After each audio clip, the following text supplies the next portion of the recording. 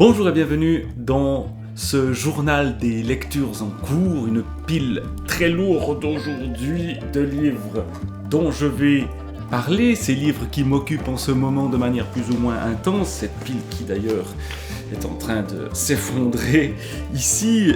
L'idée c'est donc d'en parler de manière assez libre et assez improvisée, de reparler des livres dont j'ai déjà parlé dans la chronique du mois précédent et dont je reparlerai peut-être le mois prochain, les lectures au long cours, les lectures qui au contraire occupent un temps plus bref et qui se trouvent un peu par hasard être celles du moment. Alors dans cette pile, j'ai déjà parlé de ma lecture que vous pouvez suivre de d'Herborance de Charles Ferdinand Ramus qui s'est un peu interrompue au seuil du chapitre 4 de la deuxième partie, du moins dans la préparation des vidéos où je lis et commente d'Herborance. Il y a eu notamment récemment la relecture du chapitre 2 de la deuxième partie qui est absolument extraordinaire, avec la vision de l'aigle qui voit sortir l'homme dessous la montagne.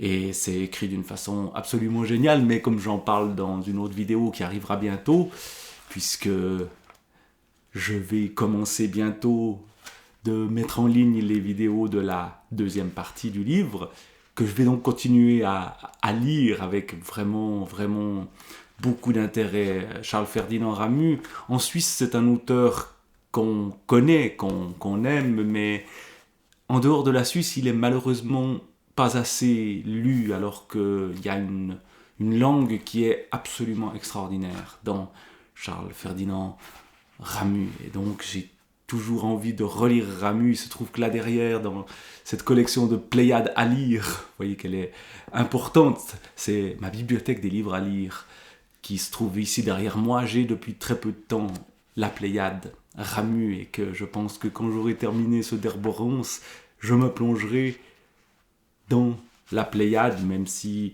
j'ai d'autres Pléiades en cours, enfin j'ai une autre Pléiade en cours, je ne lis pas 36 Pléiades quand même en même temps, j'en parlerai tout à l'heure, avec non pas Ramus mais Camus, et d'abord, l'idée, je le rappelle, c'est de ne pas trop faire de coupe dans cette vidéo, donc je vais parfois bafouiller, mais tant pis, je m'en excuse d'avance, et justement, parler des livres que je lis à haute voix pour moi, pour le plaisir de la langue de Montaigne et de la pensée vertigineuse de Montaigne. J'ai terminé la lecture de l'Apologie de Raymond de Semonde, le chapitre 12 du livre 2, là j'ai le chapitre 14 qui m'attend, comme notre esprit s'empêche soi-même.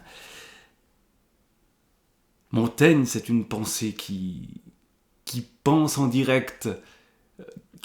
L'écriture crée la pensée et elle s'appuie sur une expérience et sur des références nombreuses du latin, etc. Et j'ai un plaisir à lire cette pensée et à penser à haute voix avec Montaigne. Et donc je continue cette folie qui est de lire ce gros livre à haute voix pour moi.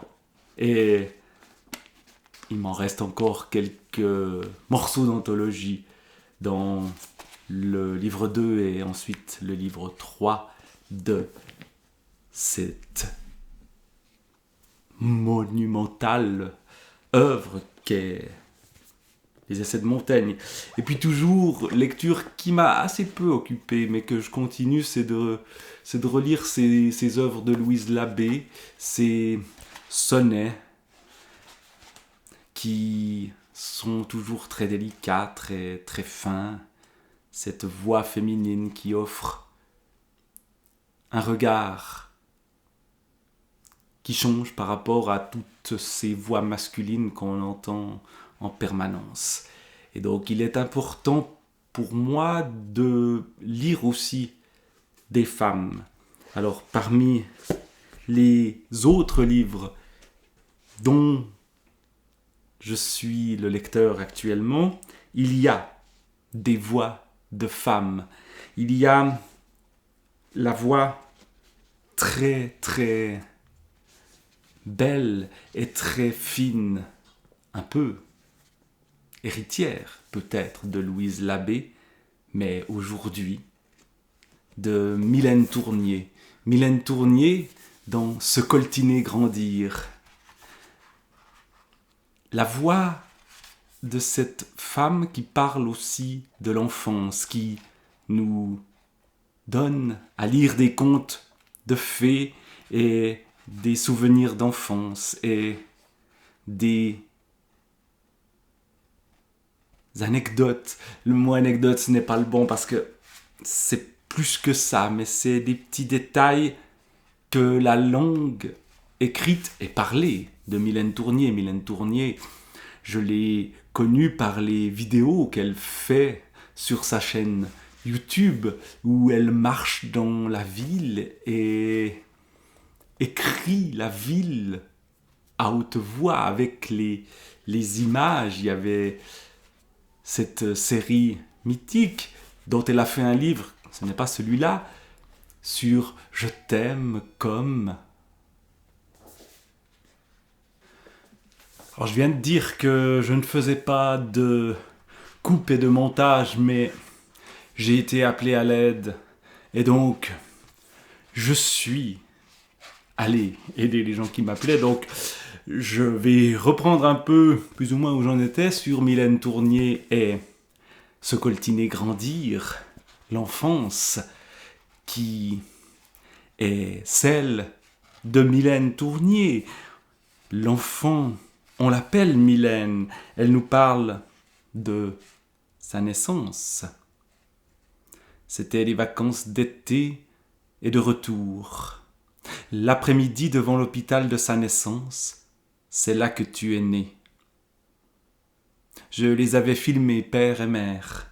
Son bras à lui autour de ses épaules à elle, l'hôpital en fond de cadre et moi en face, leur fille. Cette enfance qui, dans ce que j'ai lu pour l'instant, 58 pages de Mylène Tournier, nous renvoie à ce que je connaissais d'elle, ce sens de la formule, de ce détail juste qu'on attrape, et puis cette poésie ou cet aspect conte de fées. Il y a 1001 contes d'une nuit. Là, le titre est absolument génial. 1001 contes d'une nuit, 1001 contes d'une nuit, 1001 contes d'une nuit. Chaque nuit, c'est 1001 contes. Ça devient vertigineux, il y a un petit pousset. Il y a des contes très courts de la même nuit, comme des rêves qui s'enchaînent, des rêves plus longs, et puis les échos, même si l'écho, Mylène Tournier dit ne pas l'apprécier, avoir peur de l'écho. Il y a le conte à la chaise, ou Alice dans l'appli des merveilles. Alice cherche son héros, un qui serait rapide comme un motard et calme comme un cloître. Et puis réponse. Un livre, c'est presque un livre en entier, que ce petit conte de 10 lignes à peu près. Ce serait le conte très court d'une petite fille maladroite à qui son ami confierait sa crainte en ce moment de perdre de plus en plus ses cheveux. Alors le soir, la petite fille s'accroupit juste au-dessus de son crâne et passe la nuit à un les lui arracher. Pour qu'au matin, son ami voit bien, chauve. Il est toujours très beau. Et ces contes et ces petites histoires et ce témoignage sous forme tantôt de prose, tantôt de vers libres nous emmènent dans l'enfance.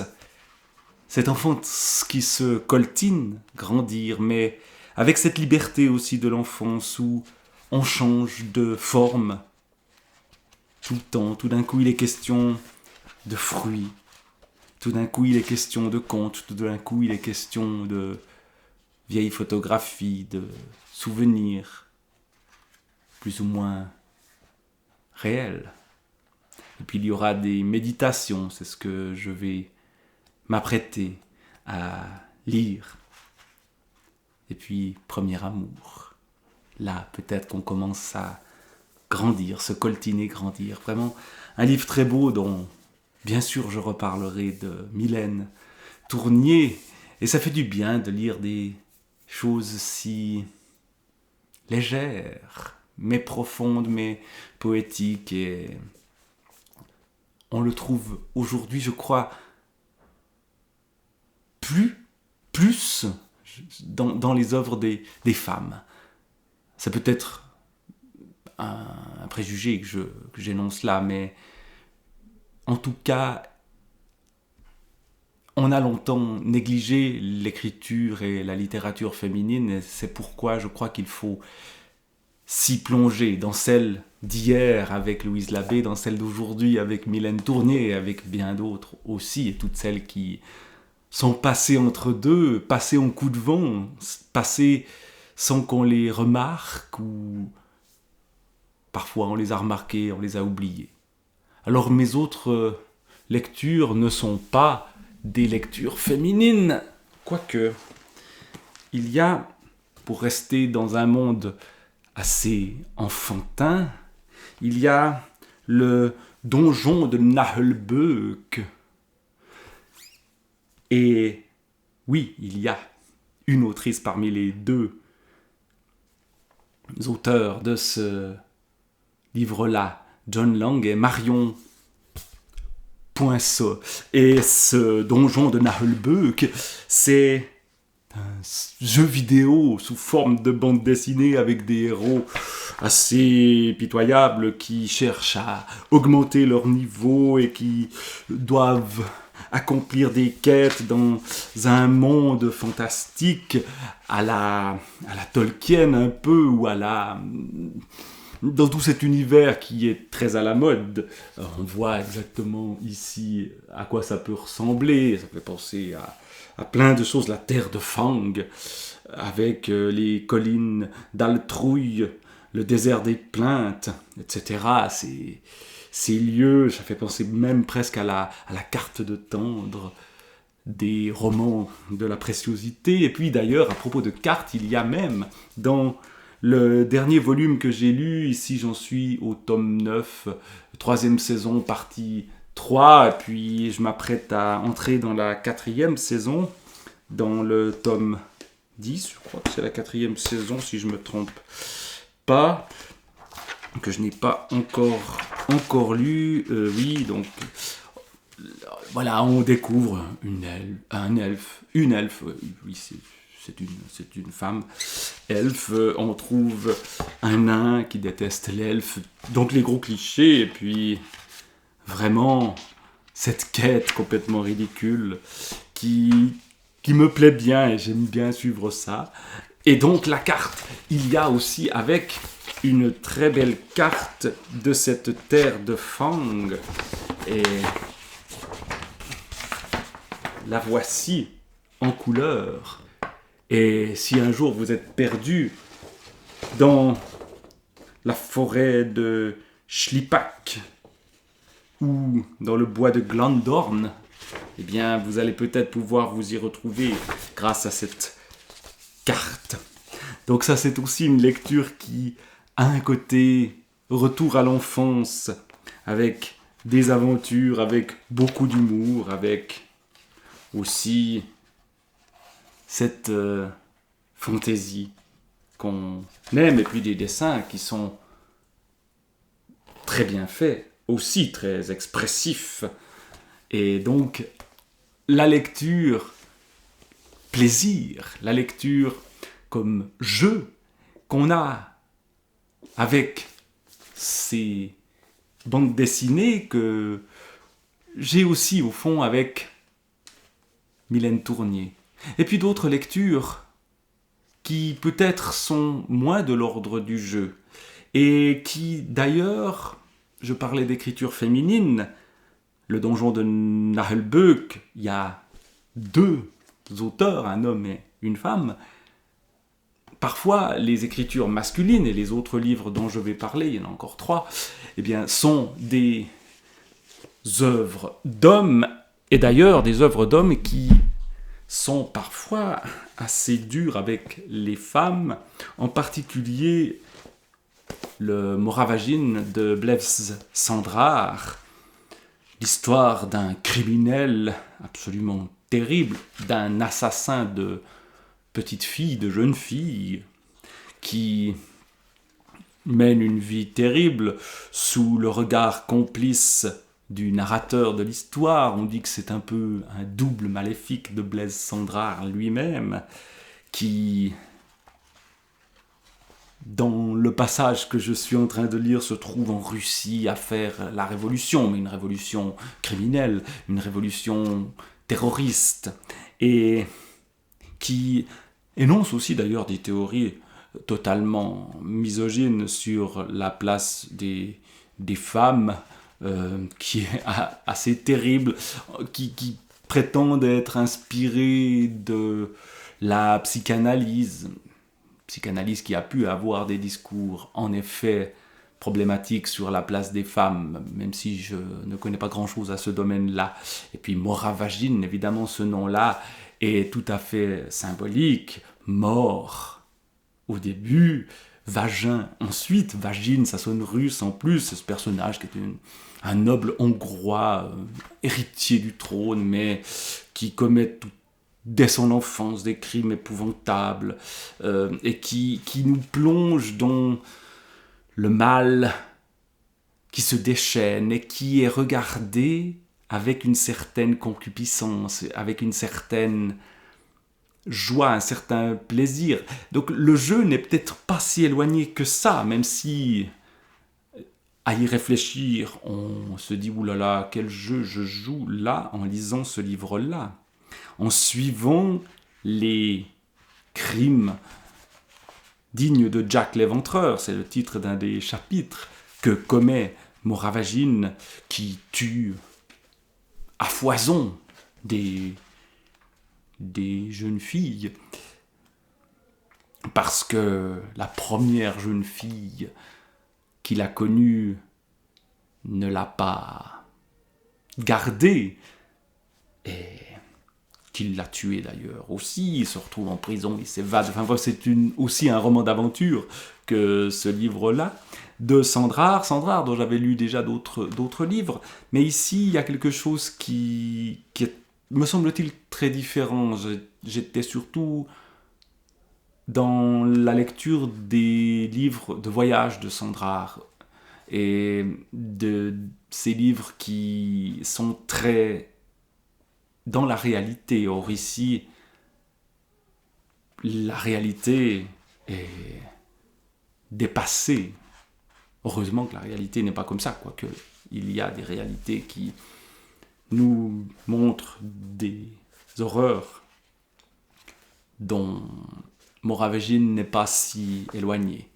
Donc c'est une lecture forte, au fond, qui plonge dans l'instinct du mal. Et il faut parfois s'y frotter à ce genre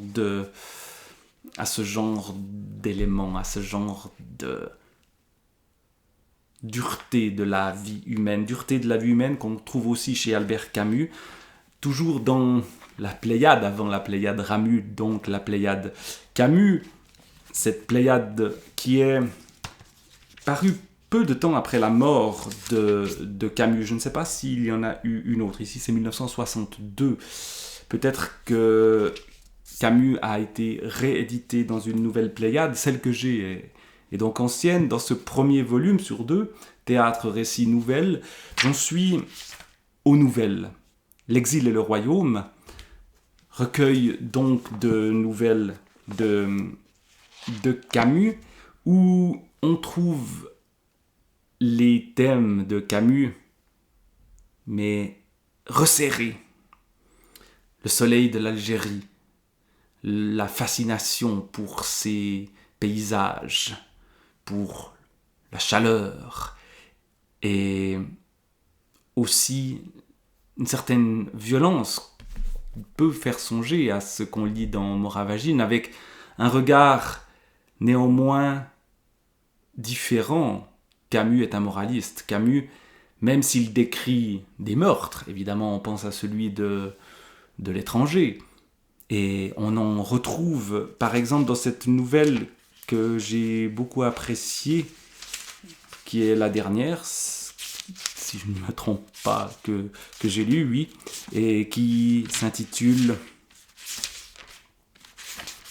je vais la retrouver, L'Hôte, où un instituteur qui se trouve dans une région très isolée voit arriver un policier qui lui amène un prisonnier, un arabe, dans cette période où en plus c'est les événements d'Algérie qui ont lieu quand Camus écrit ceci, et Camus a une position problématique sur l'indépendance de l'Algérie. Il y est longtemps opposé, sans pour autant soutenir la politique de la France et la torture, etc. Et justement, ici, on est dans ces thématiques-là.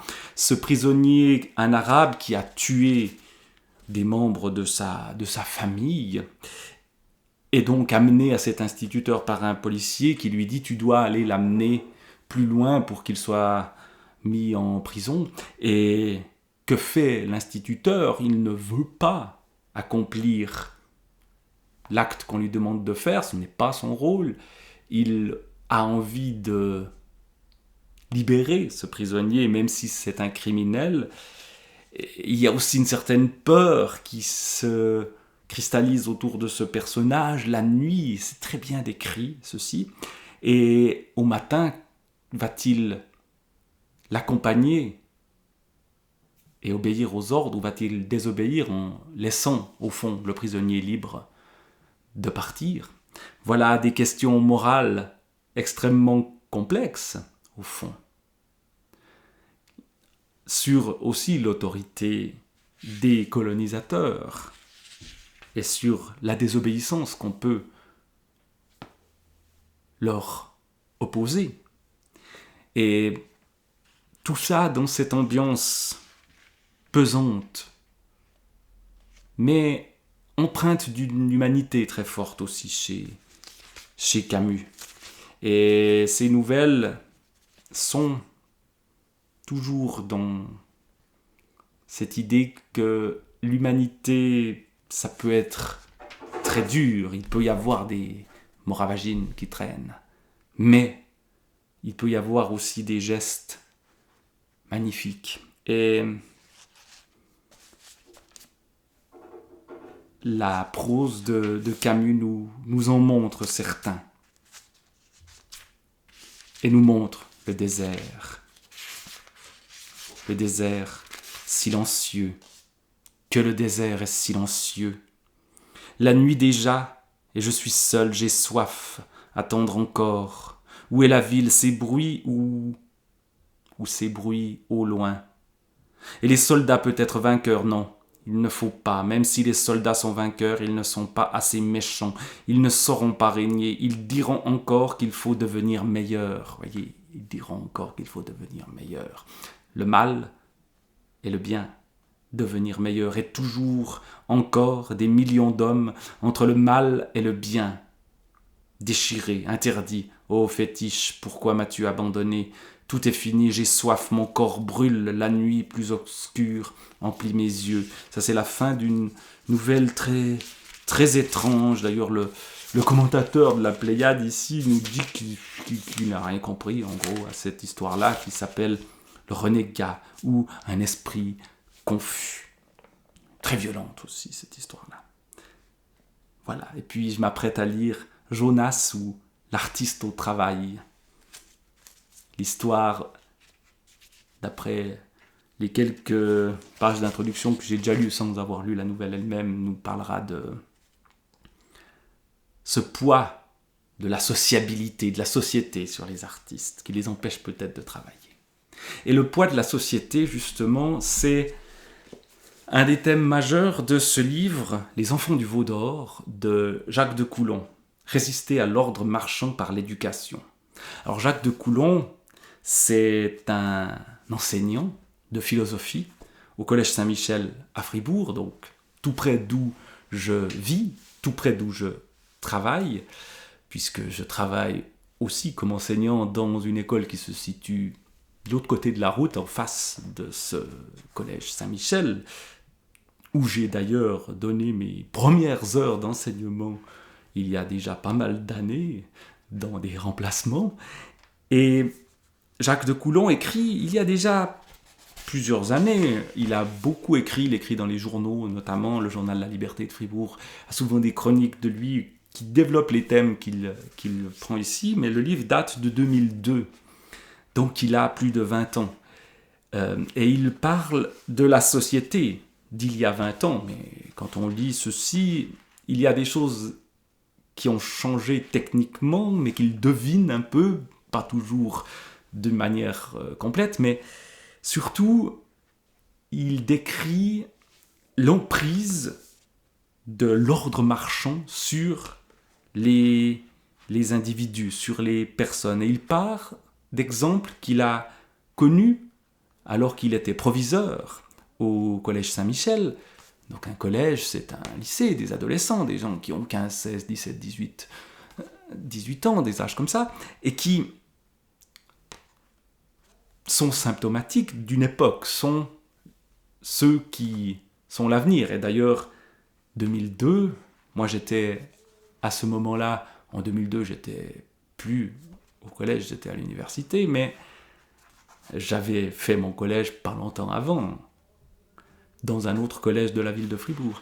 Et donc, c'est ma génération qui est celle de ces élèves ici. Et il décrit donc l'esprit face au veau d'or, les 7 commandements de la nouvelle barbarie.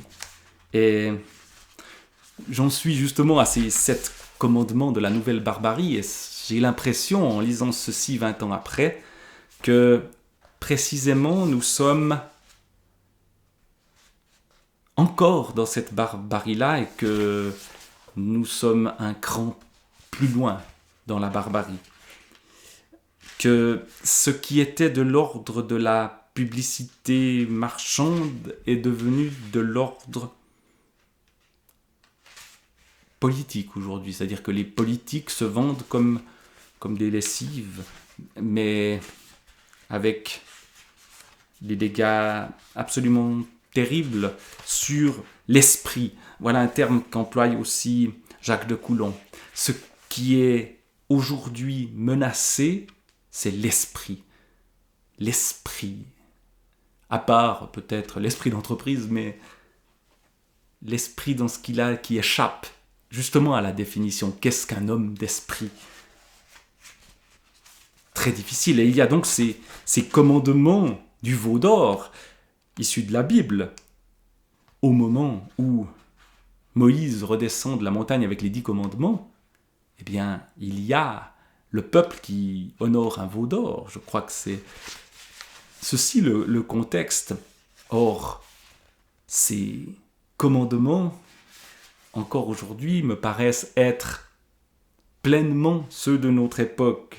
20 et quelques années plus tard, éclate-toi le culte des pulsions, avec une allusion à l'événement du Val-été, c'est-à-dire l'annulation d'une fête qui avait jeté les étudiants dans la rue. J'y étais dans cette manifestation, je crois que c'est la seule que j'ai faite de ma vie. Je ne savais pas trop pourquoi je manifestais. Mais voilà, les pulsions. Et aujourd'hui, on a cette impression que justement la pulsion domine tout et qu'elle détruit la pensée. Et ce qui est intéressant aussi chez Jacques de Coulon, c'est qu'il s'appuie sur des philosophes. Il s'appuie sur Descartes, puis sur d'autres, sur Aristote, sur Sartre, sur Lévinas, etc.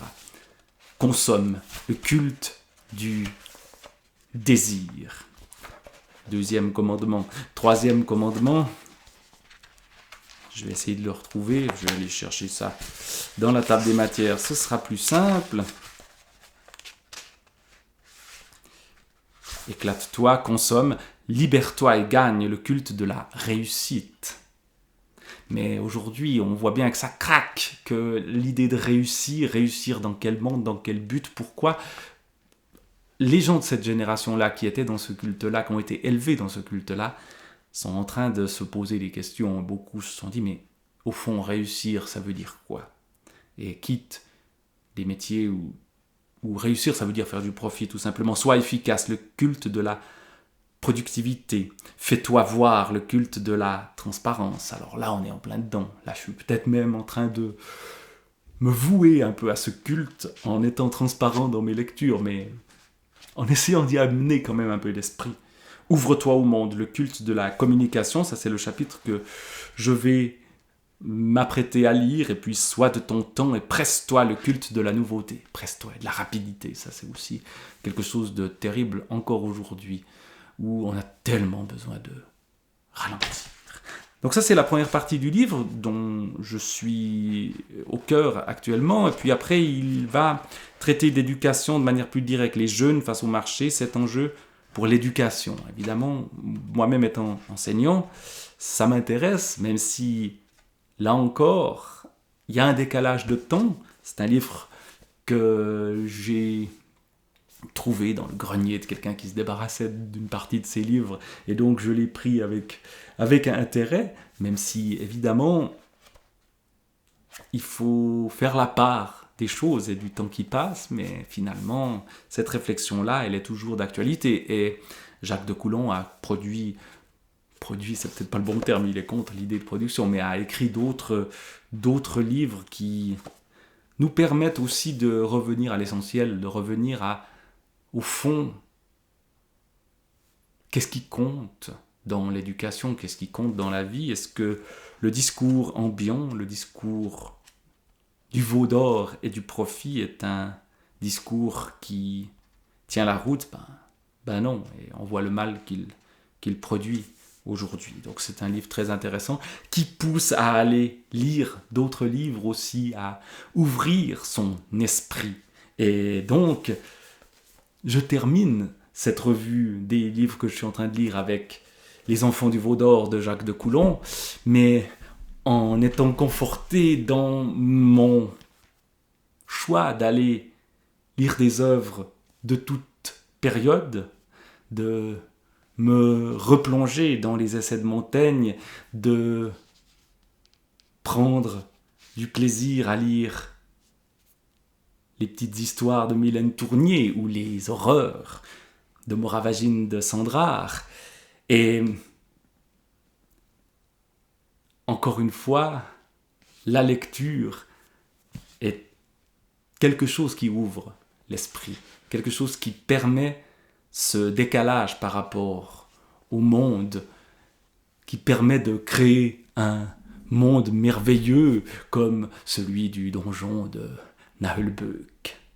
Voilà, c'était les quelques réflexions sur les livres en cours, et je reviendrai le mois prochain pour parler d'autres livres ou reparler de ces livres-là. Certains seront encore en cours, je pense qu'il y aura toujours un peu de Montaigne dans ce qui viendra, mais il y a toujours un peu de Montaigne, il y a toujours un peu cette idée de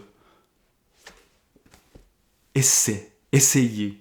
J'essaye de parler des livres, je le fais de manière un peu désordonnée, je dis ce qui me passe par l'esprit et ça donne quelque chose qui est de briques et de broc, comme peuvent l'être parfois certains livres. C'est un peu le cas du Mylène Tournier, mais c'est tellement bien ce qu'elle écrit. C'est vraiment là, peut-être si je devais en garder qu'un de ces livres-là, je dirais celui-là. Mais j'aurais de la peine à lâcher les autres. Non, mon Louise Labbé et mon Camus, non, je les garde. Voilà. Et au mois prochain. Au revoir.